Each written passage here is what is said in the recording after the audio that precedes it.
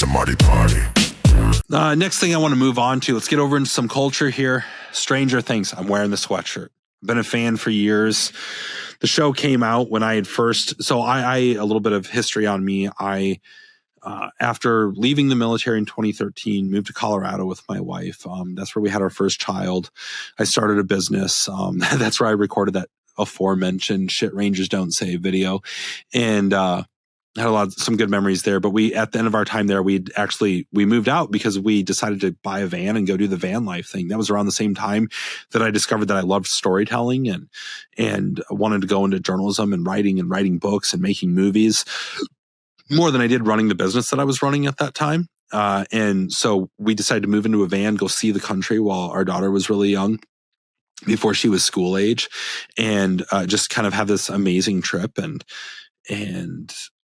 give me a chance to get my, the nice thing about living in a van is your overhead is super low. So when you're starting off as a budding journalist, you don't get paid very well, if at all. There's a lot of paid and exposure stuff that you do, and other places pay, but not a lot of money. And so it kept overhead real low. Well, we did that and we had a blast. We saw 44 states over the course of a year. At the end of that, that trip was actually cut 2 months short because we found out my dad had been diagnosed with ALS. Horrible thing. It's disproportionately affected the people in my family, but we were in Central California at the time we found that news, and we just made a beeline from there. Instead of continuing up the coast, the goal was to drive all the way up to Alaska. That was going to be the 49th state.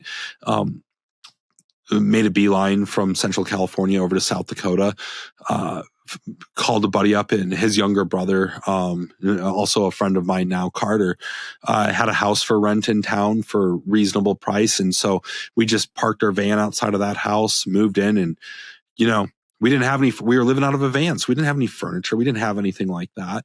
And that was the summer of 2016.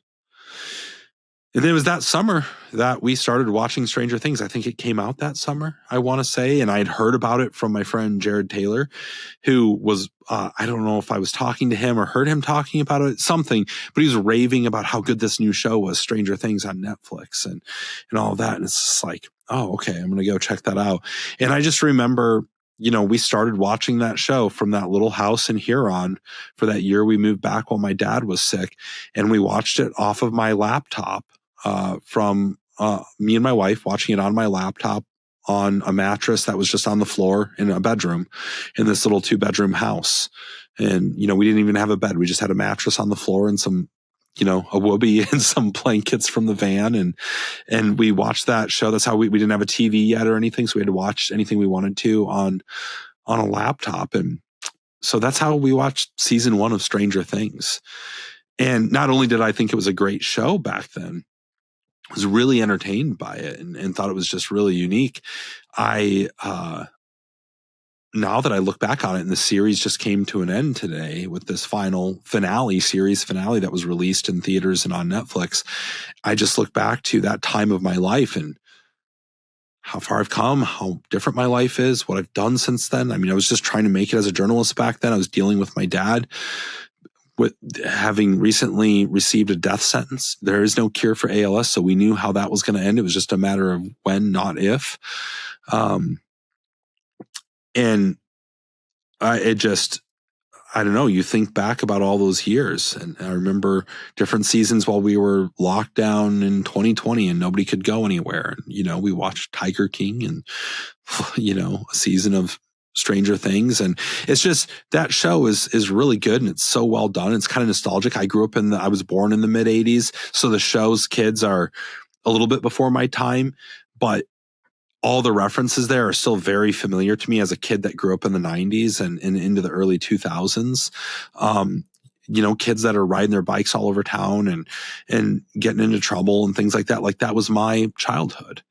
And so there was something very nostalgic about that show. And, we've watched these people grow and the story grow, and the storytelling has always been really good. There's been a few missteps along the way. I think that one episode, I forget which season it is now, but that one episode where Elle goes to the city and gets into this like punk rock group, like not like a music group, but a bunch of street kids basically. And it was like a really weird one-off episode.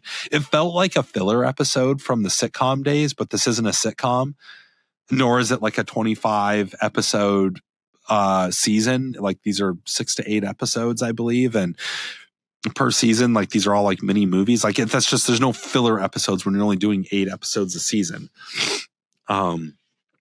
Dealing with a little cold here too. Everybody's sick this time of year, I guess, but yeah, dealing with that. But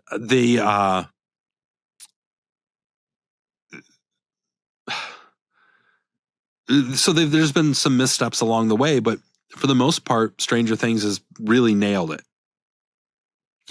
Set deck, costumes, acting, writing, the special effects, like every department just nails it every season. It's always so compelling and you just can't wait until the next one. Another miscue this year, episode 7 of this latest season, there's some controversy. I've been seeing it all over the internet. Will comes out as gay, and the actor in real life is gay, I think. And, they write this in, like, I don't have a problem with gay people being written into these shows or anything like that. But I will echo the sentiment of that scene where he comes out to all of his friends. It feels really forced. It's a little bit awkward. And it's not just me. I saw an interview with the actor that did that, who is gay. And even he was like, initially upon reading the script, was like, oh, really? Are you sure? This feels like a lot, And obviously they went forward with it, but like, the whole thing felt really forced. It felt a little virtue signally. And I think that there was a better way to go about it. I'm not gay. I don't want to speak for that community or anything like that. But just from a storytelling perspective, it felt like there was a better way to go about that. And also, just generally speaking, the show has turned into it didn't start this way, but it's turned into a lot of romantic relationships. There's multiple sets of characters that romance becomes the underlying theme for, that the subplot for each of these characters. And I just think that it got to be a little bit much. And, I do think it's an interesting development. You think about back in the early 80s, like being gay was during the Don't Ask, Don't Tell time period.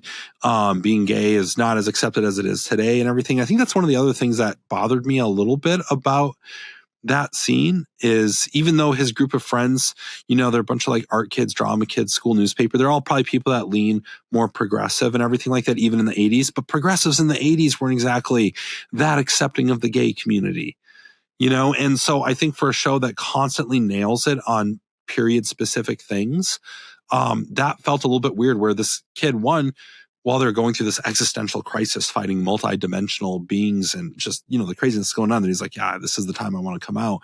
And they tied into the story in that, like, hey, Vecna is using this against him, basically the secret against him.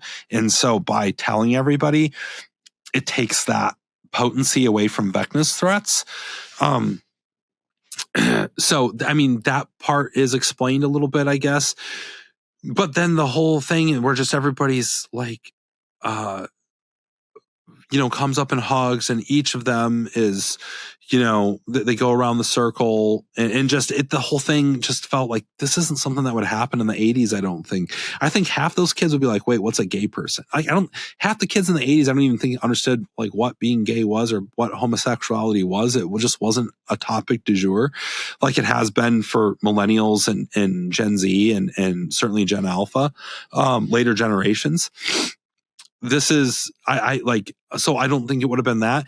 And then even if they were okay with it, I think that they're probably most likely like kids in the 80s, it'd probably be like, there would be more jokes and like maybe accepting. And, again, these characters have been through so much together. I don't think that they would disavow and be like, oh, we're not your friend anymore because you're gay. Like, I don't think that would happen either. But like this whole touchy-feely thing that happened, like, I don't know that that's how things went. If you grew up during that time period and had a different experience, one of your friends came out to a big group of you and you all went and hugged and like, okay, then I will eat those words. It just felt like it wasn't probably period specific. it felt like something that could have been done a little bit better. And I don't have a problem with the character being gay or anything like that. I don't have a problem with him necessarily coming out. It just felt like it could have been done better. I don't know. Maybe I'm an asshole for saying that. I don't know. But I love the show. I didn't think it took away from the overall show. I don't think it took away from the episode. I'm not one of those people that's going to give that episode a horrible rating. I guess it's one of the worst rated episodes.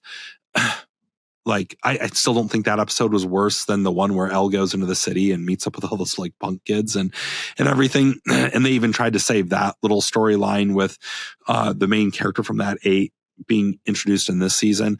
So shit, I just realized I probably should have said, hey, spoilers in this if you haven't watched it yet. So I really apologize. I'll try to put something on the screen or something, but I feel kind of bad right now if you got into this and you haven't, and you're a fan of the show and you haven't watched the latest episodes of the latest season, and I just ruined it for you. I really hope I didn't do that.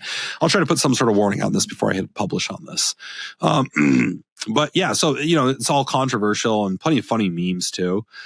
Of people just making fun of that a little bit. So it's a little bit of a cultural moment right now. I think it's interesting.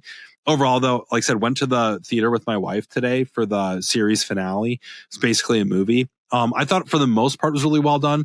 After the main climax of that episode, the main resolution, they go into the kind of aftermath and like it's like 18 months later and how everybody turns out and stuff. That part felt a little bit drawn out. I'm not going to lie. There were some heartfelt moments in there for sure. I don't think there was a dry eye in the theater. You could hear sniffles. I could hear sniffles all around me. So I don't think that it was all terrible, but it's just one of those things where maybe it was a little bit too drawn out, especially after the main climax. That's a really drawn out sort of like third act, you know, and this is, you have to remind yourself too, this isn't a movie. This is a TV show. So TV shows typically are like 4 or 5 acts, you know, not a 3-act structure. So that's something to take into consideration too. Even though I saw it in a movie theater, it wasn't a movie. It was the final episode of a series, you know, of a season and of a series. So that's something structurally, when I think about story structure and the flow and the pace and the editing and all that, I have to take that into consideration too and not compare it to a movie necessarily. But overall, I think part of the problem too, when people, I've already seen some people not happy with the final episode. I thought it was about as well done as any series finale I've been. It's really hard to wrap up an entire series. Unlike a movie, people get so invested in a TV show. They get to know the characters. It spans multiple years. Like I said, for me, I started watching this when my dad was sick and I was in a very specific point and place in my life that was 10 years ago, almost 10 years ago, 9 years ago. People become emotionally invested in the storylines and the characters, and they will build a series finale up so much in their heads that it's almost impossible for people like the Duffer Brothers or any other series producers, showrunners out there who've ever had to wrap up a series.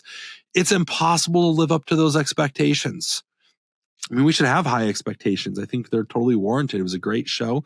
Should have high standards for how it ends. And I think they did a pretty good job. Like, you know, are there little things that I could nitpick and say I would have done this differently or that differently? Sure. But overall, I mean, I was happy with how it wrapped up. You know, I liked the resolution. So all that being said, I don't know, if you've never watched Stranger Things, I think you're missing out. If you are a Stranger Things fan, I'm curious what you think. You know, leave a comment in the comment section in the episode. Like I said, I'd love to dive into it and hear your thoughts on it. It's a Marty party. It's a Marty party. It's a Marty party.